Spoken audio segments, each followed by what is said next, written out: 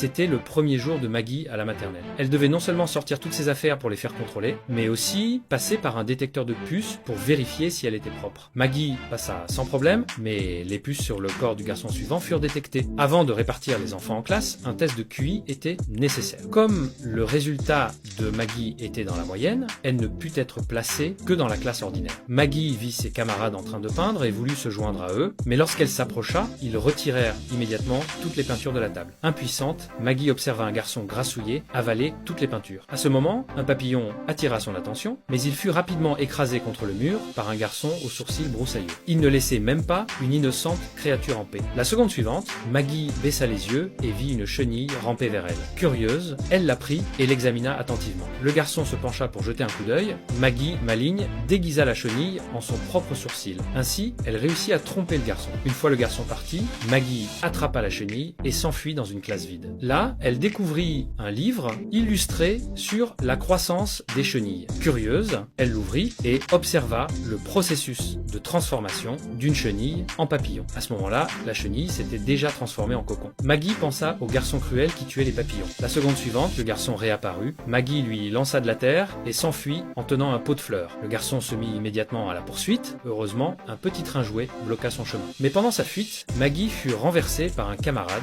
Juste à ce moment, le papillon sortit de son cocon. Maggie tenta de le jeter par la fenêtre, mais il fut écrasé par le rideau. Le garçon observa Maggie, désespérée, avec satisfaction. Bouleversée, Maggie s'effondra au sol. Après l'école, Marge vint la chercher. Le garçon fit un geste moqueur envers Maggie, avant de se rendre compte plus tard que le papillon avait été remplacé. Le vrai papillon, cependant, avait été déguisé par Maggie en un nœud papillon sur sa tête.